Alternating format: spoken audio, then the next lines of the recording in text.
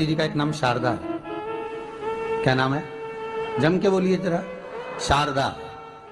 ये शारदा नाम कहां से पड़ गया? सरस्वती माता को शारदा नाम किसने दिया था? भाई नामकरण होता है तो हमारे यहाँ तो आज भी नियम है हमारा, ये बुआ कोई नाम बताती है, मामा जी कोई नाम बताते हैं और दादाजी कुछ बोलते हैं। कोई बोलेगा टिक्कू, कोई बोलेगा पिक्कू, कोई बोलेगा कुछ, सबके नाम अपने अपने रहते हैं। कोई प्रेम से क्या बोलता है। तो सरस्वती का शारदा नाम किसने प्रदान किया था? माता सरस्वती को शारदा संबोधन किसने दिया था? माता सरस्वती को शारदा का संबोधन किस समय पर प्रदान किया गया था? जिस समय पर शंकर और पार्वती भ्रमण पर निकल रहे थे और भगवान ब्रह्मदेव सरस्वती को ढूंढ रहे थे, और माता सरस्वती को ढूंढते हुए ब्रह्मा जब भगवान शंकर की साक्षी में पहुंचे हैं, तब भगवान शंकर से ब्रह्मदेव ने कहा, आप कहीं सरस्वती को देखें तो मुझे भेजिएगा, मेरे पास में भेजिएगा। शंकर भगवान ने उसी समय पार्वती से कहा, पार्वती,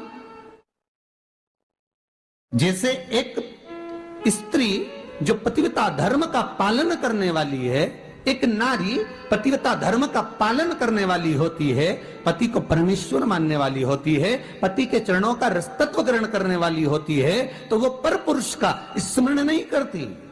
उसी तरह एक पति जो अपनी अर्धांगिनी के साथ में रहे और अर्धांगिनी के साथ चले, तो पर नारी का स्मरण नहीं होना चाहिए। तो एक काम करो पार्वती, तुम उस सरस्वती को बुलाना प्रारंभ करो। अब पार्वती जी ने कहा, सरस्वती तो मेरी बहन जैसी है, सरस्वती तो मेरी सखी जैसी है, अब मैं उसको अगर बुलाऊं, आवाज दूं, अच्छा नहीं लगेगा। तो माता पार्वती जब ढूंढते ढूंढते ढूंढते ढूंढते शंकर भगवान के साथ में भ्रमण करती करती पहुंची, तो क्या देखती है माता पार्वती कि एक सरोवर के पास में माता सरस्वती बैठकर सरोवर में अपना मुखाग्रविंद देख रही थी। श्वेत वस्त्र था मेरा माँ का, और बड़ी सुंदर गले में माला पहन रखी थी माता सरस्वती ने, और एक सरोवर में माता सरस्वती अपने मुख को जब निहार रही हैं, उस दर्पण के भाव में अपने प्रतिबिंब को देख रही हैं, तब उस समय पर माता पार्वती ने कहा,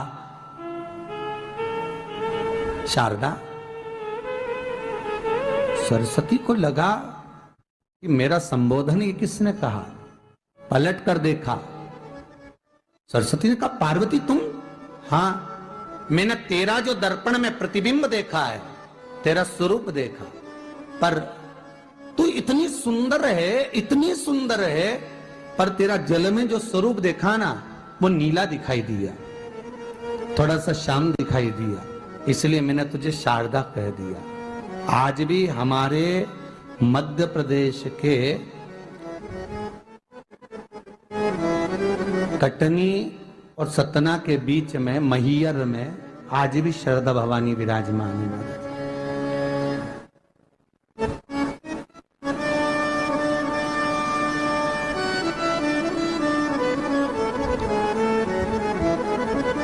धार जिले में जाएंगे तो बाग क्षेत्र में मां बागेश्वरी, मां शारदा आज भी विराजमान। कहा,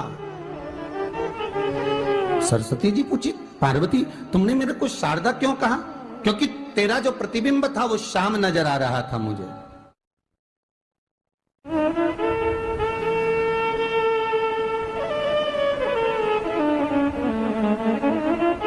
उस प्रतिबिंब को देखकर मैंने तुझे शारदा का संबोधन दिया।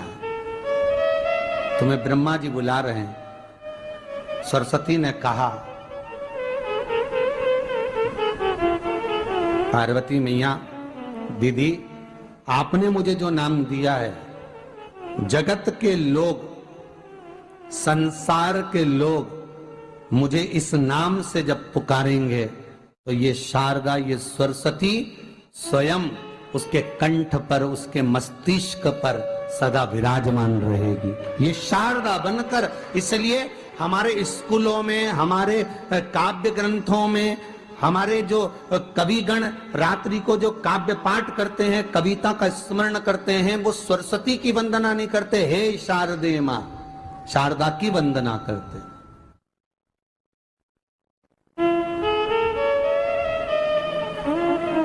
कभी आपसे कोई पूछ ले कि शारदा नाम पार्वती सरस्वती का कब पड़ा, तो आप बता सकते हैं कि ये माता शारदा नाम कोई सहज नहीं है। माँ ढूंढने के लिए जब निकली, ब्रह्मदेव के कहने पर भगवान शिव के साथ भ्रमण करती। नाम का उच्चारण कोई सहज नहीं होता। कोई देखता होगा, दादाजी ने अगर किसी का नाम कुछ रखा है तो कुछ सोच के रखा होगा, पिताजी ने अगर कुछ रखा है तो उसके मन में कुछ आया होगा तो रखा होगा, मम्मी ने अगर कोई नाम रखा है तो उसने कोई विचार कर कर रखा होगा। कोई नाम अगर किसी का रखा जाता है तो उसके अनुकूल रखा जाता है कि हो सकता है कि वो नाम की क्या उसके मन में चल रहा होगा।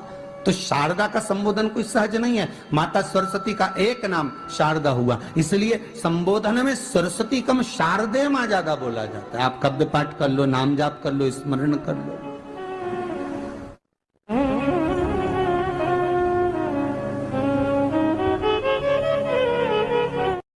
हम बच्चों से कहना चाहेंगे, छोटे छोटे बच्चों से, आप माता सरस्वती की आराधना करा करो। मेरे बच्चों से निवेदन है, कभी जिंदगी में अगर मौका मिल जाए और सरसों के फूल यदि आपके जीवन में आपको कहीं से प्राप्त हो जाए, सरसों के फूल जानते हो ना, पीला कलर का होता है सरसों का फूल, आप प्रयास करो सरसों का फूल। जिस दिन माता सरस्वती का, मेरी बागेश्वरी का जिस दिन प्रागट्य उत्सव हो बसंत पंचमी का, उस समय पर माता सरस्वती का स्मरण कर कर वो सरसों का फूल आप देव अधिदेव महादेव को चढ़ाइए। जैसे माता सरस्वती को ज्ञान दिया था, वैसा मेरा महादेव आपको भी ज्ञान दे। वो सरसों का फूल आप देव अधिदेव महादेव को समर्पित। कई जगह पर आम के जो झूमर होते हैं वो, कई जगह पर सरसों का पुष्प, सरसों का फूल वैसे शिव महापुराण के अनुसार अगर अपन देखें तो बड़े रोग में भी कारगर होता है। जिसको कैंसर जैसा रोग हो जाता है या किडनी लीवर जिसका डैमेज हो जाता है, इसके लिए हमने पहले भी कथाओं में वर्णन किया है। बसंत पंचमी का दिन, महाराज सरस्वती का दिन, जिस दिन जो बच्चा पढ़ने में कमजोर होता है उसके हाथ से बसंत पंचमी के दिन सरसों के 31 फूल शंकर जी को चढ़ा दिए जाते हैं, तो बच्चा पढ़ने में अव्वल निकल जाता है। उसके बच्चे को कभी नहीं कह सकते कि पढ़ने बैठ, वो खुद बैठेगा। केवल आज बसंत पंचमी का दिन, एक ही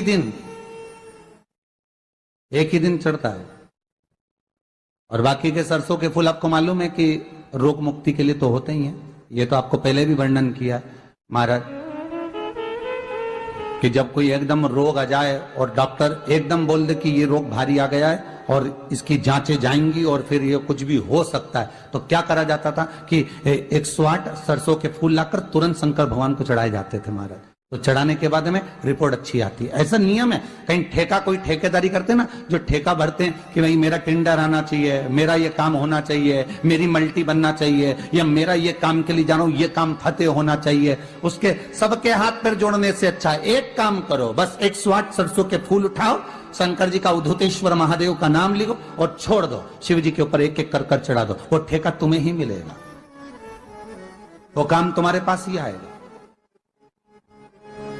बस केवल अवधूतेश्वर मां, अर्थात ये जो क्रम है, ये वो क्रम तो 108 सरसों के फूल का आप कभी भी कर सकते हो, पर जो ये बच्चों के लिए किया जाता है वो केवल बसंत पंचमी के दिन ही होता है। शिव को प्रिय है पुष्प में आंक का पुष्प, जो आंकड़े का पुष्प होता है शंकर को बड़ा प्रिय है।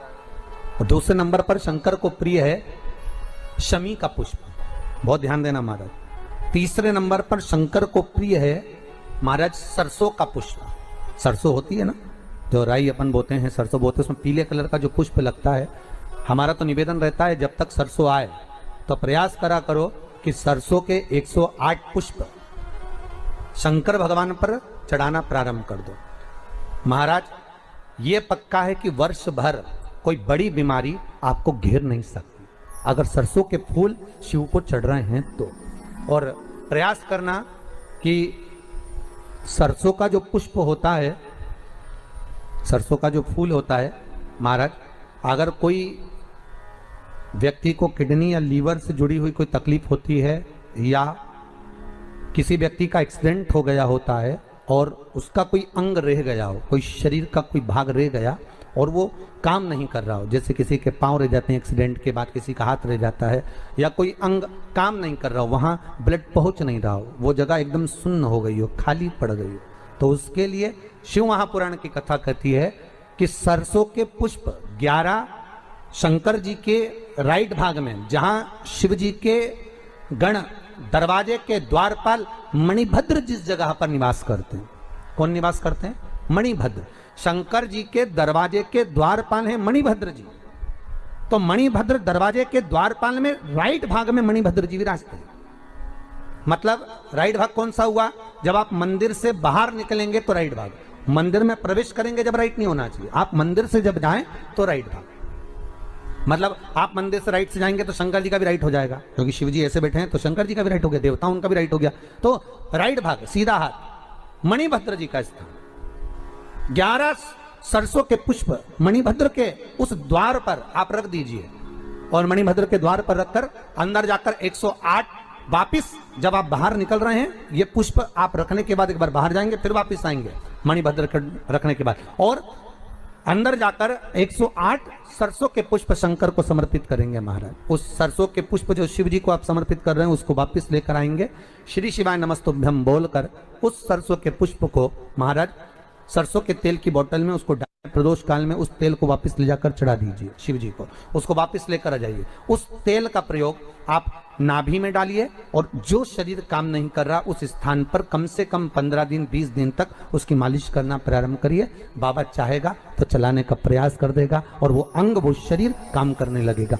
मणिभद्र का स्मरण, श्री शिवाय नमस्तुभ्यम, सब बोलिए एक बार जमकर, श्री, अरे पहले बोल दिया, हमारे साथ तो बोलो, श्री शिवाय नमस्तुभ्यम। भगवान शिव के मंत्र का स्मरण कर कर करते सरसों का जो पुष्प है उसमें आनंद की अनुभूति है, आनंद के लिए